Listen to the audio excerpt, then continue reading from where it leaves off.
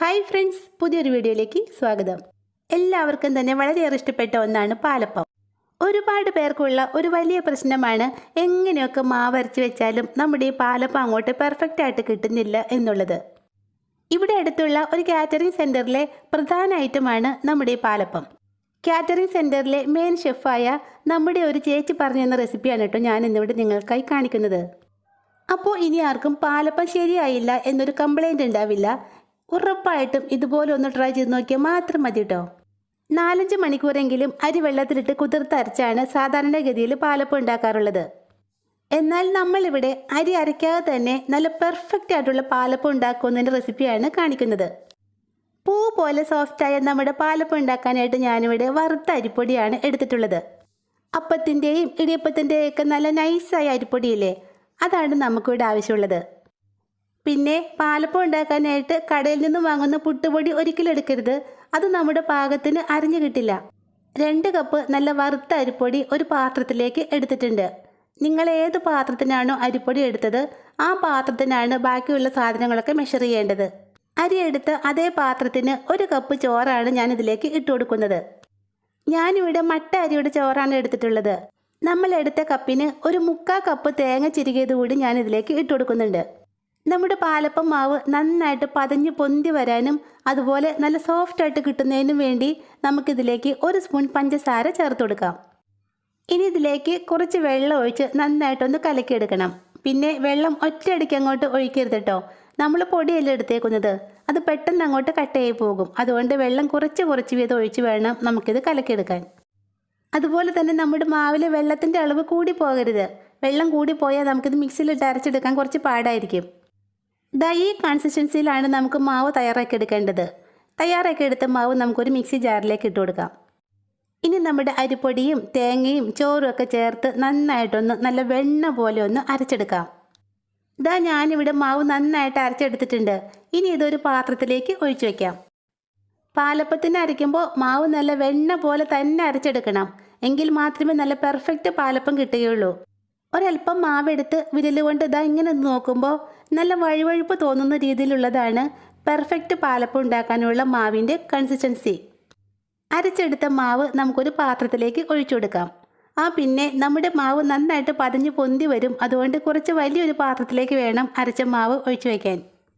അരിപ്പൊടി ചേർത്ത് അരച്ചത് കൊണ്ട് നമ്മുടെ മാവ് പെട്ടെന്ന് തന്നെ അങ്ങോട്ട് കുറുകി പോവും. അതിനാൽ കുറച്ച് വെള്ളവും കൂടി ചേർത്ത് നമുക്ക് മാവ് ഒന്ന് ലൂസാക്കി എടുക്കാം. ഞാനിവിടെ മിക്സി ജാറ് കഴുകിയ വെള്ളം കൂടി ഇതിലേക്ക് ഒഴിച്ചു കൊടുക്കുന്നുണ്ട്. അരി വെള്ളത്തിലിട്ട് കുതിർത്ത് അരച്ചെടുക്കുന്ന മാവിനേക്കാളും കുറച്ചുകൂടി ലൂസായിട്ടാണ് നമ്മുടെ ഈ മാവ് തയ്യാറാക്കിയെടുക്കേണ്ടത്. വറുത്ത അരിപ്പൊടി വെള്ളത്തെ നന്നായിട്ട് അബ്സോർബ് ചെയ്യും. അപ്പോൾ നമ്മുടെ മാവ് ഒത്തിരി കുറുകി വരും. അത് ഒഴിവാക്കാനാണ് നന്നായിട്ട് വെള്ളം ഒഴിച്ച് ലൂസാക്കി എടുക്കേണ്ടത്. പിന്നെ മാവ് കൂട്ടി വയ്ക്കുന്ന ഈ സമയത്ത് ഞാനിതിലേക്ക് ഉപ്പ് ചേർക്കുന്നില്ല കേട്ടോ. ഈ സമയത്ത് ഉപ്പ് ചേർത്ത് കൊടുത്താൽ നമ്മുടെ മാവ് പെർഫെക്റ്റ് ആയിട്ട് പുളിച്ച് പൊന്തില്ല. മാവിലേക്ക് പാകത്തിന് വെള്ളം ഒഴിച്ചിട്ട് നമ്മുടെ കൈ നന്നായിട്ട് കഴുകിയതിന് ശേഷം നമുക്ക് ഈ മാവ് കൈകൊണ്ട് നന്നായിട്ടൊന്ന് കലക്കിയെടുക്കാം. ഏകദേശം ഒരു 5 മിനിറ്റോളം കൈകൊണ്ട് ഇങ്ങനെ നന്നായിട്ട് കലക്കി കൊടുത്താൽ നമ്മുടെ പാലപ്പം മാവ് നല്ല സോഫ്റ്റായിട്ടും പെർഫെക്റ്റായിട്ടും പുളിച്ച് പൊന്തി വരും. മാവ് പുളിച്ച് കിട്ടാനായിട്ട് നമ്മളിതിലേക്ക് ബേക്കിംഗ് സോഡയോ ഈസ്റ്റോ ഈനോയോ അങ്ങനെ ഒന്നും തന്നെ ചേർക്കുന്നില്ല കേട്ടോ. വറുത്ത അരിപ്പൊടി കൊണ്ടാണല്ലോ നമ്മൾ ഈ മാവ് തയ്യാറാക്കിയത്. അപ്പോൾ നമ്മുടെ മാവ് പെർഫെക്റ്റായിട്ട് പുളിച്ച് കിട്ടുന്നതിന് വേണ്ടി നമുക്കിതിലേക്ക് ഒരൊറ്റ ഇൻഗ്രീഡിയൻറ്റ് ചേർത്ത് കൊടുക്കണം. തോലൊക്കെ കളഞ്ഞ് കഴുകി വൃത്തിയാക്കി എടുത്ത ഒരു കുഞ്ഞ് സവാളയാണ് ഞാൻ ഈ മാവിലേക്ക് ഇട്ട് കൊടുക്കുന്നത്.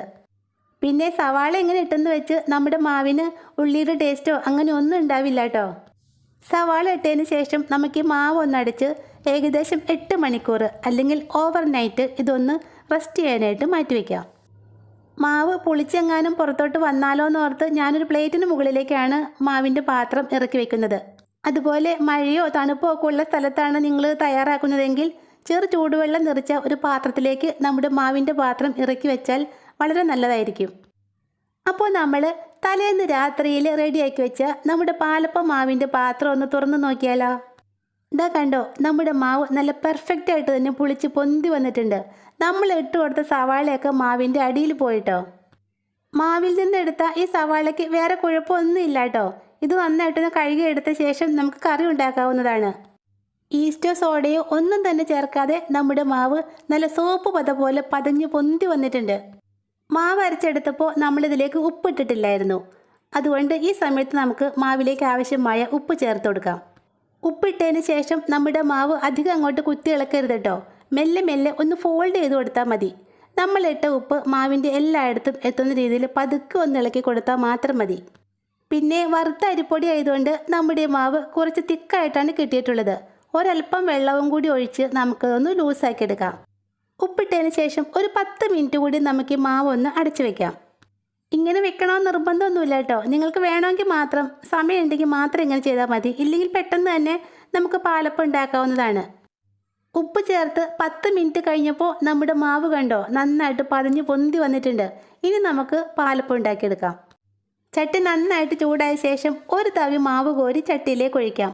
മാവ് ഒഴിച്ചതിന് ശേഷം ചട്ടി ഇതുപോലെ മെല്ലെ മെല്ലെ ഒന്ന് ചുറ്റിച്ചു കൊടുക്കാം. അപ്പത്തിൽ നിറയെ ഹോൾസ് വന്നതിന് ശേഷം നമുക്കിതൊന്ന് അടച്ചു വെച്ച് വേവിച്ചെടുക്കാം. നമ്മൾ മാവ് കോരി ചട്ടിയിലേക്ക് ഒഴിക്കുന്ന സമയത്ത് മീഡിയം ഫ്ലെയിമിലാണ് സ്റ്റൗ കത്തേണ്ടത്. അപ്പത്തിൽ നിറയെ ഹോൾസൊക്കെ വന്നതിന് ശേഷം നമ്മൾ പാത്രം അടച്ചു വെക്കില്ലേ, ആ സമയത്ത് സ്റ്റൗ ലോ ഫ്ലെയിമിലേക്ക് മാറ്റി കൊടുക്കണം. എന്നിട്ട് ലോ ഫ്ലെയിമിലിട്ട് വേണം നമ്മുടെ അപ്പം നന്നായിട്ട് വേവിച്ചെടുക്കാൻ. നല്ല ചൂടായി കിടക്കുന്ന ചട്ടിയിലേക്ക് വേണം മാവ് കോരി ഒഴിക്കാൻ. അല്ലെങ്കിൽ നമ്മുടെ അപ്പത്തിന് ഒത്തിരി ഹോൾസ് ഒന്നും ഉണ്ടാവില്ല കേട്ടോ, കല്ലച്ചു പോകും. നിറയെ ഹോൾസ് വന്നതിന് ശേഷം പാത്രം അടച്ചു വെച്ച് ഏകദേശം 1 മിനിറ്റ് നമുക്കിതൊന്ന് വേവിച്ചെടുക്കാം. 1 മിനിറ്റ് വെന്തപ്പോഴേക്കും നമ്മുടെ പാലപ്പം റെഡി ആയിട്ടുണ്ട്. ഇനി നമുക്ക് പാത്രം തുറന്ന് നോക്കാം. കണ്ടോ, റേന്ത തയ്ച്ചതുപോലെ അരികൊക്കെ മുരിഞ്ഞ് നല്ല പെർഫെക്റ്റ് പാലപ്പമാണ് നമുക്കിവിടെ കിട്ടിയിട്ടുള്ളത്. അതും വറുത്ത അരിപ്പൊടി കൊണ്ടുള്ള നല്ല അടിപൊളി പാലപ്പം. നമ്മുടെ ഈ പെർഫെക്റ്റ് പാലപ്പത്തിൻ്റെ റെസിപ്പി ഇങ്ങനെ തന്നെ ഒന്ന് ഫോളോ ചെയ്ത് നോക്കിയാൽ മതി. പാലപ്പം ശരിയായില്ല എന്ന് ഇനി ആരും പരാതി പറയില്ല. അതുപോലെ തന്നെ രാവിലെ ഉണ്ടാക്കുന്ന നമ്മുടെ ഈ പാലപ്പം രാത്രി ആയാലും ഒട്ടും കേടാവാതെ നല്ല സോഫ്റ്റായിട്ട് തന്നെ ഇരിക്കും. അപ്പോൾ അരി വെള്ളത്തിലിട്ട് കുതിർക്കാതെ, അരയ്ക്കാതെ, ഈസ്റ്റ്, സോഡ, ഈനോ അങ്ങനെ ഒന്നും തന്നെ ചേർക്കാതെ വെറും വറുത്ത അരിപ്പൊടി കൊണ്ട് ഉണ്ടാക്കിയ ഈ പെർഫെക്റ്റ് പാലപ്പത്തിൻ്റെ റെസിപ്പി നിങ്ങൾക്ക് ഇഷ്ടപ്പെട്ടാൽ നമ്മുടെ ഈ ചാനൽ ഒന്ന് സബ്സ്ക്രൈബ് ചെയ്തേക്കണേ. താങ്ക്